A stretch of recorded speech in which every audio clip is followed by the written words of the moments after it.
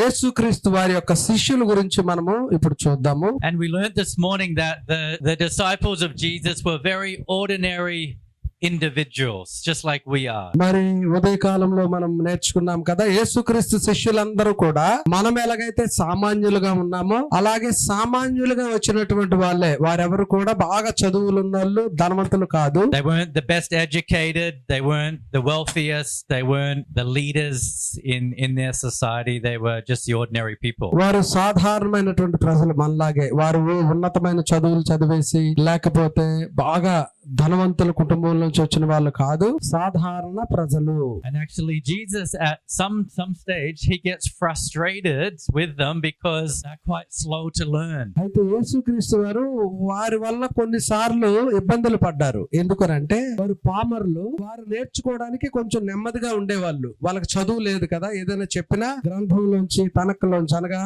మోషే గ్రంథంలోంచి చెప్పినా వాళ్ళకి కొంచెం నెమ్మదిగా అర్థమయ్యేది. But how many years did the 12 disciples follow Jesus? ఇప్పుడు మీకు ఒక ప్రశ్న. ఈ 12 మంది శిష్యులు ఎంతకాలం యేసు ప్రభువుని వెంబడించారు? 3.5 years. 3.5 years, yes. Exactly. Ante. And at the end of those 3.5 years of following, all the disciples, they forsook Jesus when he was taken for the crucifixion. ఇక్కడ 3.5 సంవత్సరాలు బాగానే వెంబడించారు, కానీ ఏమైందంటే యేసుక్రీస్తు వారిని సిలువ వేసే టైంకి పారిపోయారు అందరూ. యేసు ప్రభుని మర్చిపోయి వెళ్ళిపోయారు. But Jesus never gave up on them. He was very patient with them, and eventually every one of them except one became a fully committed follower of Jesus. అయితే యేసు ప్రభు వారందరి హృదయాలను ఎరిగిన వాడు కదా, అందరూ ఆయన వదిలేసి వెళ్ళిపోవటం చూసినప్పటికీ వాళ్ళలాగా యేసు ప్రభు వాళ్ళని వదిలేలా వెయిట్ చేశాడు వాళ్ళ కోసం. ఆ 40 రోజుల తర్వాత మనం వాళ్ళందరూ 1 by 1 రావటం చూస్తాం. 12 మంది వెనక్కి వచ్చారు, కానీ ఒక్క వ్యక్తి మాత్రము చనిపోయాడు. ఎవరండి ఆయన? యూదా ఇస్కరియోతు. Yes. And actually history tells us that most of those disciples were actually killed because of their commitment to Jesus. They were killed because of that. అయితే ఒక్క యూదా ఇస్కరియోతు ఆయన అనగా అతను చంపుకున్నాడు, తన ప్రాణం తీసుకున్నాడు. కానీ 11 మంది శిష్యులు ఎవరైతే ఉన్నారో మిగిలిన వారందరూ యేసుక్రీస్తు కోసము శిరచ్ఛేదనం చేయబడ్డారు, రంపాలతో కోయబడ్డారు, వేలాడదీయబడ్డారు, తోలు ఒలిచేశారంట కొంతమందిని. ఇక రకరకాలుగా వారందరూ యేసుక్రీస్తు కోసం ప్రాణత్యాగం చేసిన వాళ్ళు. So let's have a look at the 12 disciples. Let's turn to Matthew chapter 10. ఒకసారి ఈ యొక్క 12 మంది శిష్యుల గురించి నేర్చుకునే ముందు మత్తయి సువార్త 10వ అధ్యాయం చూస్తే వారి గురించి వివరణ కనిపిస్తుంది. And we'll read from verses 2 to 4. 2 నుంచి 4 వచనాలు. మత్తయి సువార్త 10 2 నుంచి 4 వచనాలు.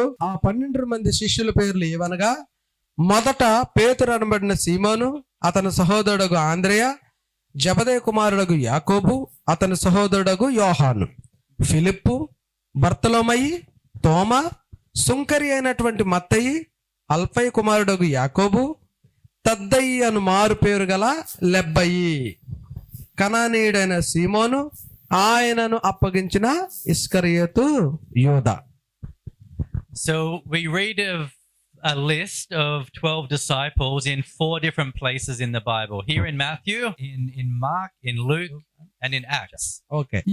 ఈ 12 మంది శిష్యుల పేర్లు యేసుక్రీస్తు పిలిచిన విధానాన్ని 3 దగ్గరలో మనం చూస్తాం. ఒకటి మత్తయి సువార్తలో, 2 లూకాలోను, తర్వాత కాదండి అపొస్తలుల కార్యాల్లో చూస్తాం. ఈ పేర్లన్నీ 12 మంది పేర్లు అక్కడ చదువుతాం. And who is always mentioned first in those 4 lists of all the names? Which disciple is always mentioned first? చూడండి, ఈ 4 సందర్భాల్లో అనగా మార్కులో కూడా చూస్తాము. మత్తయి, మార్కు, లూకా, అపొస్తలుల కార్యంలో మొదటి పేరు ఎవరిది? పేతురు. Yes, Peter. Yes, who's always mentioned last? ఆఖరిగా ఉన్నాడు పేరేంటి? ఇస్కరియోతు యూదా. Exactly. Yes. And notice here in Matthew chapter 10 verse 2 in English it says, now these are the names of the 12 apostles. The first, Simon. The first. That word first in English, if we go back to the Greek, is the word chief. The chief disciple was Peter. అయితే ఇక్కడ మనం చూడండి, 2వ వచనంలో చూస్తే 12 మందిలో అపొస్తలుల పేర్లు ఏమనగా మొదట పేతురు అని వచ్చింది. మొదట అనగా ఫస్ట్ అని కాదు. ఫస్ట్ అంటే అర్థం ఏంటంటే ప్రధానుడు, అందరికన్నా గొప్ప. ఈ 12 మందిలో శ్రేష్ఠుడు, పెద్దవాడు, అందరికన్నా విలువగా ఎక్కువ విలువ కలిగిన వాడు అని దాని అర్థం. So Peter is very much a leader amongst the 12 disciples, but Peter, as we will see, he had to learn also to be a servant. అయితే ఇక్కడ పేతురు వారందరికీ అధికారిగా ఉన్నాడు. అంటే అందరికీ ఒక పెద్ద అన్నయ్య లాంటాడు 12 మందికి. అయినప్పటికీ పేతురు కూడా చాలా నేర్చుకోవాల్సి వచ్చింది. పేతురే ఎక్కువ దుడుకు పేతురు అంటాం అతన్ని. సరిగ్గా మాట ఇన్నోడు ఇనలేనోడు, 2 రకాలు ఉన్నాడు పేతురు. And if you were to compare all the lists of the disciples, you'll see that there seems to be 3 different groups of disciples. There's Peter's group, there's Philip's group, and there's James's group. చూడండి ఇక్కడ మరి ఈ శిష్యులందరిని చూస్తే 3 రకాల గుంపులు కనిపిస్తాయి మనకి. మొదటిది పేతురు గుంపు, రెండోది ఫిలిప్పు గుంపు, మూడోది యాకోబు గుంపు అన్నమాట. జేమ్స్ అనగా యాకోబు. 3 రకాల గుంపులు కనిపిస్తాయి ఈ 12 మందిలో 3 గుంపులు మళ్ళీ. So Peter's always mentioned first, and under Peter is always mentioned Andrew, James, and John. The order may be different between the different books, but they're always those 4 names together. ఎప్పుడు కూడా పేతురుతో పాటు అంద్రేయ, యాకోబు, యోహాను, ఈ 4 ఉంటారు. చూడండి, పేతురు, ఆండ్రూ, యాకోబు, యోహాను, ఈ 4 మాత్రం ఎప్పుడు మనకి కామన్ గా కనిపిస్తాయి అన్నమాట మొదటి పేర్లలో. And then there's Philip's group, and there's Bartholomew, Matthew, Thomas, always mentioned together. అలాగే మిగిలిన అధ్యాయాల్లో కూడా చూస్తే ఇక్కడ ఫిలిప్ ఉన్నాడు, బర్తలోమై ఉన్నాడు, తోమా ఉన్నాడు, మత్తయి ఉన్నారు. వీళ్ళు 4 ఒక గ్రూపు. అంటే ఒక గ్రూప్ కి 4 చొప్పున ఉన్నారు. And then there's James's group, and always mentioned under James is Simon the Zealot, Judas, also known as Thaddeus, and Judas Iscariot. అలాగే ఇక్కడ అల్ఫై కుమారుడు యాకోబు, జేమ్స్ అనగా యాకోబు కిందన లెబ్బై ఉన్నాడు, అలాగే తద్దయ్య ఆయన పేరు, తర్వాత సీమోన్ ఉన్నాడు, ఇస్కరియోతు యూదా ఉన్నాడు అన్నమాట. And what is interesting is these 12, they're very different personalities. ఇక్కడ చాలా ప్రాముఖ్యమైన విషయము, చాలా ఆశ్చర్యకరమైనటువంటి విషయం ఏంటంటే ఈ 12 మంది 12 రకాల మనస్తత్వాలు కలిగిన వాళ్ళు. ఎవరెవరికి పొంతన కుదరదు అనమాట. We know Peter is often very quick to speak. He's a strong leader, whereas John, he was in the same group as Peter, is very quiet. He hardly says anything. ఇక్కడ మనము పేతురు గుంపుని చూస్తే పేతురు ఎలాంటోడంటే ముందు మాట్లాడడానికి లేచి నించోడు. ఎవరైనా నించోవాలంటే పేతురు లేచిపోతాడు అనమాట. తొందరగా లేచి ఎక్కువ మాట్లాడేవాడు, చాలా బలంగా మాట్లాడేవాడు. అందుకే అపొస్తలుల కార్యం 2లో చూస్తాం కదా, ఆయన ఒక్కసారి లేచి నించుంటే ఎంతమంది మారారు? 3000 మంది బాప్తిజం తీసేసుకున్నారు. అంత పవర్ఫుల్ స్పీకర్ పేతురు. కానీ యోహాన్ ఉన్నాడే చాలా క్వైట్, నెమ్మదస్తుడు, నాలాగా. John is like me, quiet man. And then there was Bartholomew, who very quick to accept Jesus, very quick to confess his faith in Jesus. And then there was Thomas, who was very skeptical. It took him a long time. He wanted proof for everything. So they're very different personalities. అలాగే ఇంకొక ఆయన ఆయన ఉన్నాడు కదండి, ఎవరండి? బర్తలోమై. ఆయన యేసు ప్రభుని అంగీకరించడానికి చాలా ఫాస్ట్ గా ఏదైనా నిర్ణయం తీసుకోవాలంటే టక అయిపోవాలన్నమాట. అంత ఫాస్ట్ గా యేసు ప్రభుని నమ్ముకున్నాడు, యేసు ప్రభుని వెంబడించాడు. కానీ ఇంకొక ఆయన ఉన్నాడు, తోమా. ఈయన ఎలాంటోడంటే డౌట్స్ అన్నమాట. ఏదైనా నమ్మాలంటే నాకు నువ్వు సాక్ష్యాలు చూపించు, ఆధారాలు చూపించు, ప్రూఫ్స్ ఉంటేనే నమ్ముతాను, ఈ టైప్ అన్నమాట. చూసారా, 4 రకాల మనస్తత్వం ఇప్పటి వరకు. And then there was Matthew. Does anyone know what Matthew did for a job? What was Matthew's job? ఇక్కడ ఇందాక చెప్పాను కదా, ఇంకొక ఆయన ఉన్నాడు, ఆయన పేరు మత్తయి ఉద్యోగం ఏంటి? సుంకరి, tax collector. Yes. And there was also a man called Simon the Zealot. Does anyone know what a zealot is? ఇక్కడ అల్ఫయి అనే అతని కొడుకు యాకోబు ఉన్నాడు. అల్ఫీ అంటే అర్థం తెలుసండి? It's like alpha. Called a zealot. It was actually a political group. Okay. Who hated the Romans, and they fought against the Romans. They were like a freedom fighters group that wanted to get rid of the Romans. Okay. They were the zealots. They're very passionate and they like to stab the Roman soldiers. They like to kill them. Okay, ఇక్కడ ఉన్నటువంటి ఇంకొక వ్యక్తి ఆయన సీమోను ఎలాంటోడంటే ఒక ఒక ఒక గుంపు, ఎలా అంటే ఈ రోమా ప్రభుత్వం మీద ఉన్నారు కదా వాళ్ళు. యేసుక్రీస్తుకు పూర్వం 300 సంవత్సరాల క్రితం రోమా ప్రభుత్వం వచ్చింది. ఆ టైంలో ఈ రోమా వాళ్ళని చంపడానికి అధికంగా ఎదురు చూసినటువంటి గుంపు, ఒక చిన్న గుంపులు ఉంటారు కదా, దొరికితే చంపేద్దాం అన్నట్టు, అలాంటి గుంపులో ఉన్నటువంటి వ్యక్తి ఆయన సీమోను. And the zealots, they hated not only the Romans, but they hated anybody who worked for the Romans. And who did Matthew work for? ఇక్కడ చూడండి, ఈ గుంపు ఏదైతే ఉందో వాళ్ళు మళ్ళీ రోమా ప్రభుత్వంలోనే పనిచేస్తూ వాళ్ళ మీదే చిన్నగా తిరుగుబడి చేసేవాళ్ళు. అయితే మత్తయి ఎవరి కింద పనిచేశాడు? సుంకరగా రోమా ప్రభుత్వంలోనే పనిచేశాడు. ట్యాక్స్ కలెక్టర్ అంటే మనకి ఇంటి పన్నులు, కులాయి పన్నులు వసూలు చేస్తాడు కదా, అతను అన్నమాట మత్తయి. So we have Matthew working for the Romans as a tax collector. He's in the same group of 12 as Simon, who used to be a zealot who hated the Romans, but they're working together. ఇక్కడ చూసారా, సీమోను అక్కడే గ్రూపులో ఉన్నటువంటి సీమోను ఈ రోమీయుల్ని వ్యతిరేకిస్తుంటే అందులోనే గుంపులో ఉన్నటువంటి మత్తయి వాళ్ళకి రోమా వాళ్ళ కింద పనిచేస్తున్నాడు.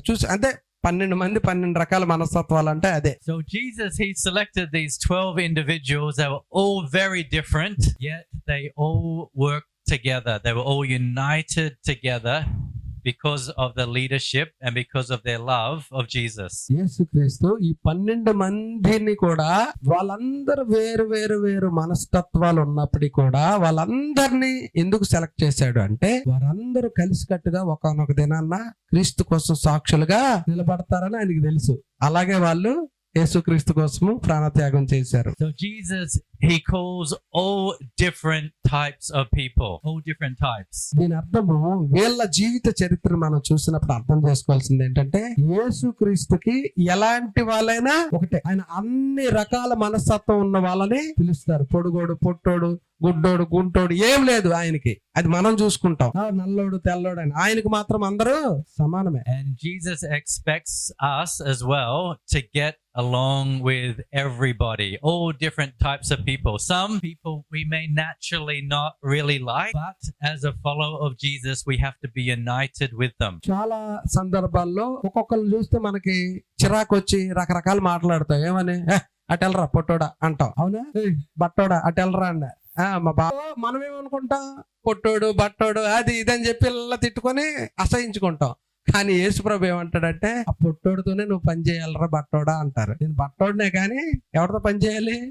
కలిసి పని చేయాలి. ఇష్టం వచ్చినట్టు అలా కుదరదు, వెళ్ళిపోతాను, నా ఇష్టం వచ్చినట్టు ఉంటానంటే కుదరదు. అందరు కలిసి ఒకరికొకరు సహాయం చేసుకుంటూ ముందుకెళ్ళాలి. అది యేసుప్రభు థియరీ అన్నమాట. So let's take a look at a Bible verse in 1 Corinthians chapter 12.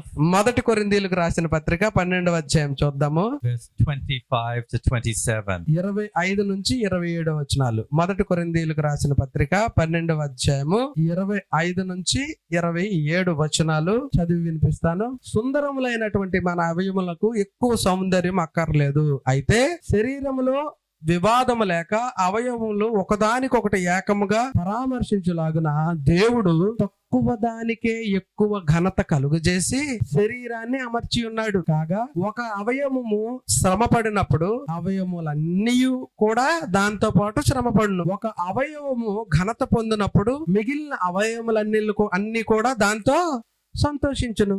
అటువలే మీరు క్రీస్తు యొక్క శరీరమై ఉండి వేరువేరుగా అవయవములై ఉన్నారు. In English it's a funny word, but in verse 25 it says there should be no schism in the body. That means there should be no division. Yes, there should be no division. Schism అనగా అంటే మధ్యలో వివాదము ఉండకూడదు అని దాని అర్థం. అంటే నువ్వు ఇలాగున్నావు ఏంటి, చిటికనేలేంటి ఎంత చిన్నగా ఉంది, బొట్టనేలేంటి ఎంత లావుగా ఉంది అనకూడదు. ఇవన్నీ కలిస్తేనే చెయ్యి, ఓకేనా? So are there any brothers or are there any sisters that you don't like to talk to in your ecclesia or in a neighboring ecclesia. ఒకవేళ మన గుంపులో నాతో పాటు మీరు ఎవరితోనైనా మాట్లాడకూడదు అనుకుంటున్నారా? అంటే వాళ్ళ స్వభావాన్ని బట్టి, వాళ్ళ శరీర ఆకృతిని బట్టి అలా ఏమైనా ఒకవేళ మీరు చిచి వీడితో మాట్లాడను, చిచి ఆడితో మాట్లాడను అలా ఏమైనా ఫీలింగ్స్ ఉన్నాయా? ఎవరైనా ఉంటే చెప్పండి, పర్వాలేదు. Sometimes other brothers and sisters, they hurt us, and we feel like we don't want to talk with them. కొన్నిసార్లు కొంతమంది మనల్ని అసహించుకుంటారు. ఎలాగంటే అసలు మనల్ని చూడగానే మొహం తిప్పేసి వెళ్ళిపోతారు. ఎలా అంటే మనం వాళ్ళతో కూడా ఇంకా మాట్లాడకూడదు, వాళ్ళు మనతో మాట్లాడరు అన్నట్టే సంఘానికి వచ్చి కూడా శిరస్సులు దించుకొని వెళ్ళిపోయే వాళ్ళు బోల్డ్ మంది ఉన్నారు. పలకరించను కూడా పలకరించరు. But just remember, if Matthew and Simon could get along together, then I think we can. ఇప్పుడు చూడండి, రోమా ప్రభుత్వంలో పనిచేస్తున్న మత్తయి, అలాగే రోమా ప్రభుత్వానికి వ్యతిరేకంగా ఉన్న సీమోను,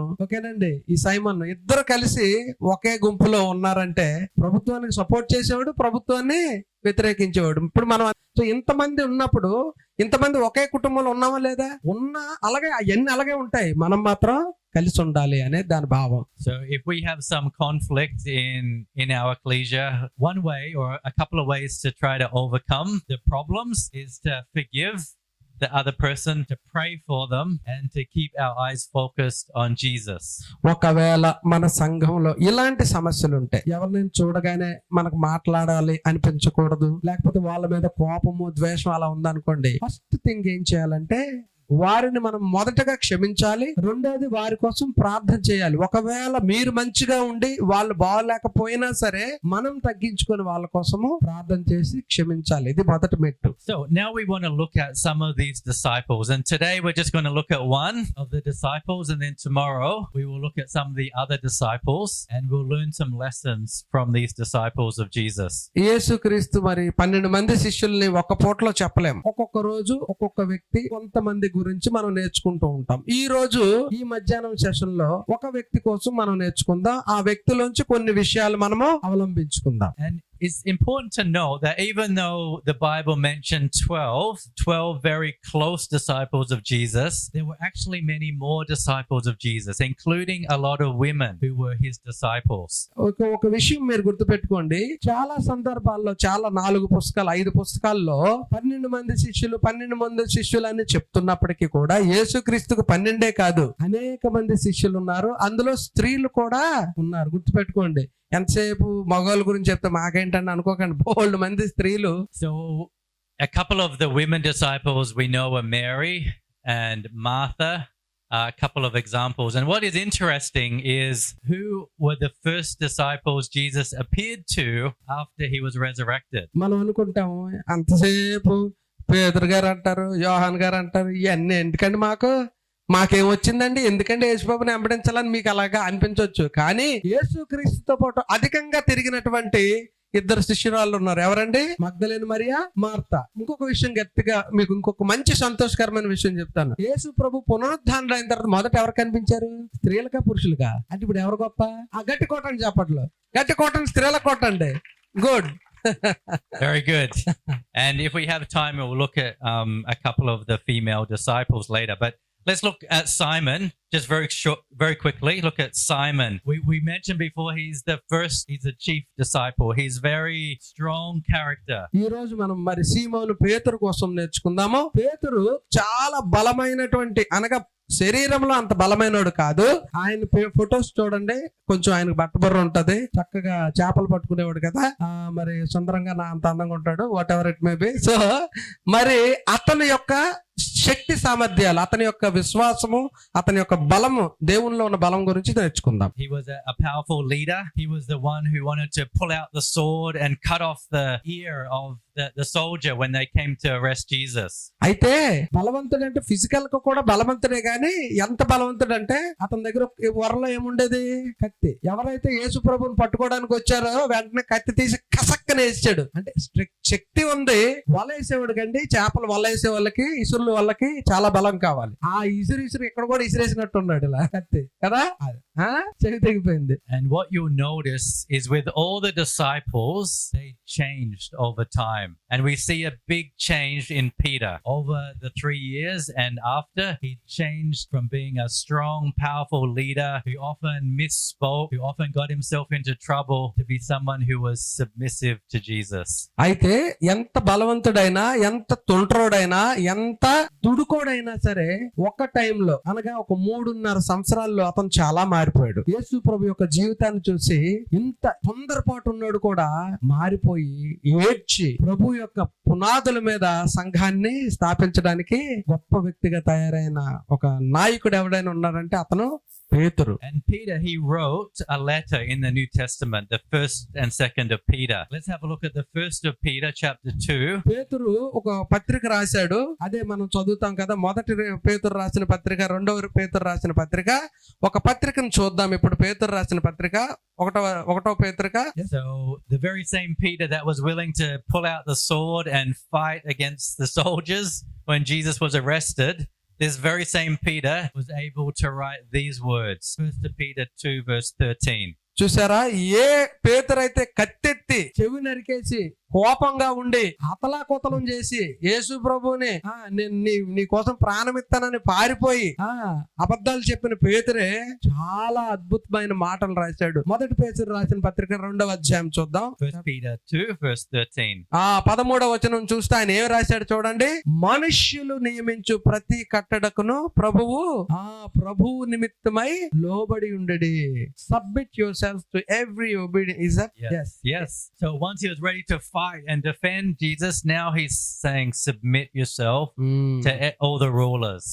He learned. అయితే రోమా ప్రభుత్వం అధికారం ప్రకారం రోమా యొక్క సైన్యం మీదకి ఎవడు కత్తి ఎత్తకూడదు. అది రూల్ అన్నమాట. కత్తి ఎత్తిన వాడు చచ్చిపోవాల్సిందే. కానీ అలాంటి ప్రభుత్వం మీద కూడా కత్తి దూసినటువంటి పేతురు ఇప్పుడు అంటాడు, ఆ ప్రభుత్వానికి మీరు లోబడి ఉండండి, కత్తిలు దూయకండి, ప్రభుత్వం మీద మీరు వ్యతిరేకంగా వెళ్ళకండి అన్నాడు. And remember, at one stage Peter said, Lord, I'm willing to die for you.